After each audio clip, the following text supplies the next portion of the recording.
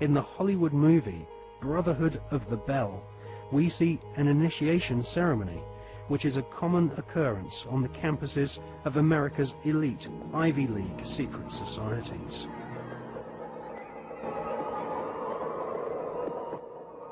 Mr. Patterson, Philip Everest Dunning, Mr. Chad Harmon, Mr. Dunning. Mr. Dunning, the articles and letters of the Brotherhood.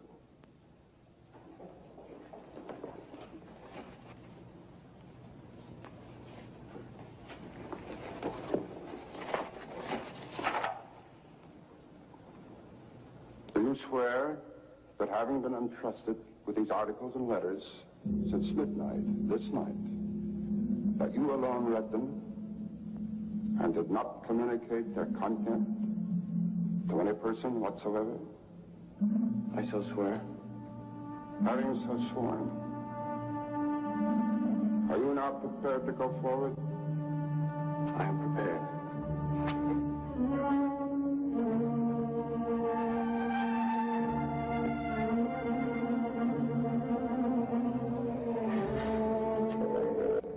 Mr. Dunning, for over 200 years, Brothers of the Bell have been initiated before the spell, and in the same ceremony, at sunrise.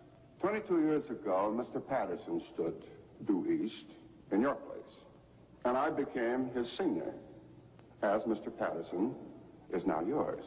One day, Mr. Patterson will stand due south, and he will induct a Brother of the Bell, and you will become senior.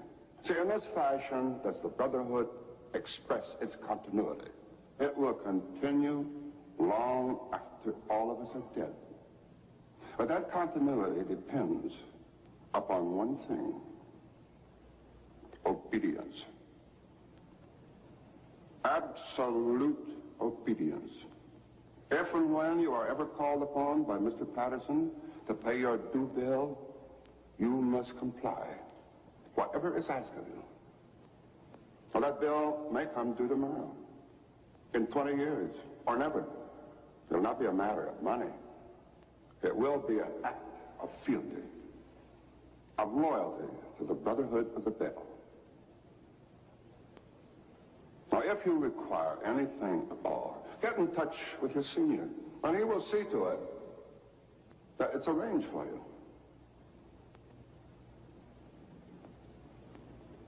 Are you ready for the oath? I am. The oath, gentlemen. I, Chad Dunning, do swear in absolute faith that I shall reveal no secret of the Brotherhood of the Bell, that I shall respect my brothers and myself, that I will act as they desire, secure their interests as if they were my own. And I pledge this, my honor, my fortune, and my life.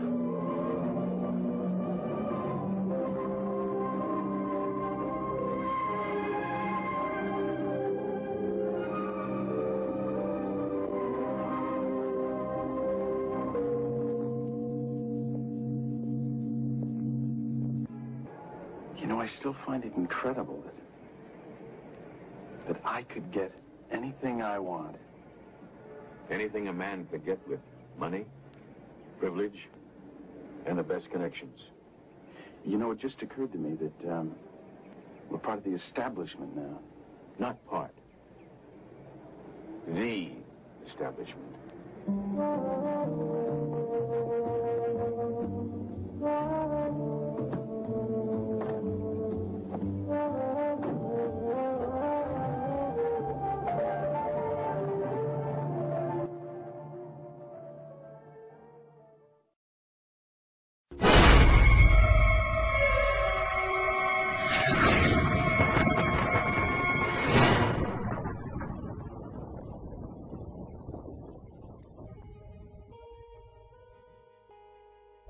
In her fascinating book, American journalist Alexandra Robbins claims to have unearthed a Skull and Bones plan to dominate the world.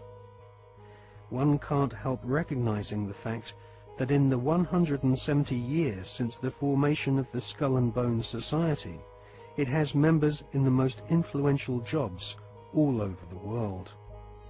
New initiates seem to fall effortlessly into high-paid jobs within banks, media organizations, government agencies, and huge corporations which earn vast profits from government defense contracts. Some researchers claim that all members agree to tithe their wealth over to the society, thus ensuring that their offspring will become future initiates of the Brotherhood of Death. The Skull and Bones Brotherhood of Death recruits members from America's billionaire aristocracy. Multiple generations of the Bush family have taken part in sick satanically inspired rituals along with members of wealthy families who are behind some of America's most famous brand names. Based on the rituals of the German Bavarian Illuminati, the Skull and Bones have approximately 900 members worldwide. George W. Bush has initiated 5 fellow Bonesmen to join his administration, including William Donaldson, who is head of the American Securities and Exchange Commission. Upon initiation into the Skull and Bones, candidates are told that they must forever deny their membership. The psychological mind programming and brainwashing which goes on inside the tomb can only be guessed at, as no Bonesman has ever broken the fraternity's rule of silence. Fellow students at Yale have often said that on the night of ceremonies, blood-curdling yells and shrieks can be heard from inside the tomb. Some say the initiates are forced to wrestle in mud and are even beaten.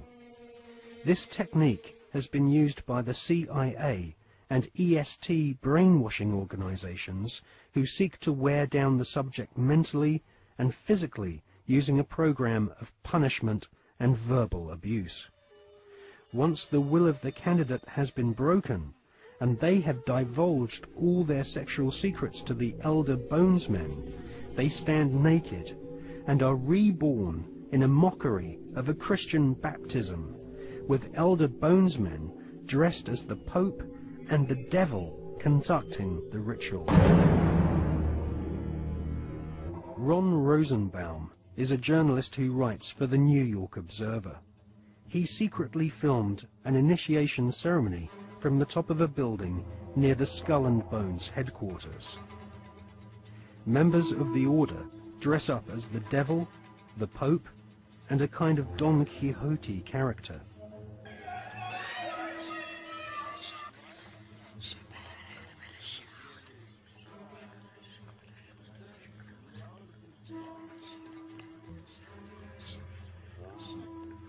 The Pope wears a white monogrammed slipper which rests upon a stone skull.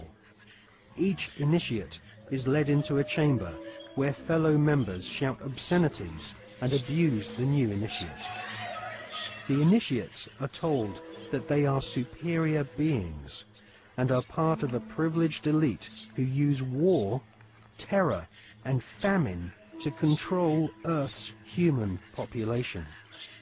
This callous philosophy was illustrated in the Hollywood movie Skulls, made in 1999.